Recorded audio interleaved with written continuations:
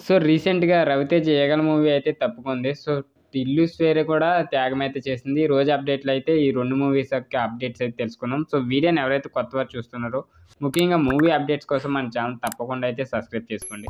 ఇక టాపిక్‌లోకెళ్ళిపోతే అనుకున్నట్టే అయింది. సో, సంక్రాంతి రేస్ నుంచి ఈగలు తప్పుకుంటుందన్న ప్రచారమే నిజమైంది. థియేటర్ల సమస్య తీవ్రంగా ఉండటంతో ప్రొడ్యూసర్ కౌన్సిల్, ఫిల్మ్ ఛాంబర్లు సంయుక్తంగా రంగంలోకి దిగి సమస్యను పరిష్కరించే దిశగా చర్చలు జరిపి ప్రెస్ మీట్ పెట్టి నిర్ణయం అయితే వెల్లడించారు. ఇక దీని ప్రకారం ఈగలు ఫిబ్రవరి 9న రిలీజ్ కానుంది. ఆ డేట్‌ని ఆల్రెడీ అఫీషియల్‌గా లాక్ చేసుకున్న 'టిల్లు స్వేర్‌ని' అక్కడి నుంచి మార్చడానికి నిర్మాత నాగవంశి అంగీకరించడంతో పరిష్కారం అయితే సులభమైంది. సో, 'మాస్ రాజా' నెల రోజుల తర్వాత రాబోతున్నాడు.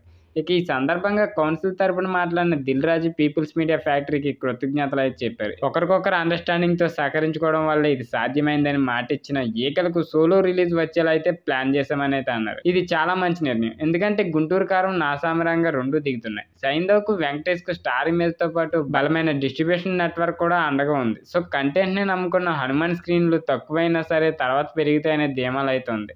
ఇక ఫైనల్‌గా 5 సినిమాలకు బదులుగా 4 రావటం పంపిణీదారులు ఊరటైతే కలిగిస్తుంది. సో, ఈ ఈగల్ పోస్ట్‌మాన్ ఫ్యాన్స్ కోణంలో నిరాశపరిచే అంశమే అయినా ఫిబ్రవరి మరీ బ్యాడ్ సీజన్ అయితే కాదు. గతంలో 'డీజే టిల్లు', 'భీమ్లా నాయక్', 'నేను లోకల్' లాంటి బ్లాక్ బస్టర్ ఈ నెలలోనే వచ్చినవే. సో, ఈగల మీద ఎలాగో అంచనాలు బాగున్నాయి. సో, ఒంటరిగా రావడం ఖచ్చితంగా లాభం చేకూరుస్తుంది.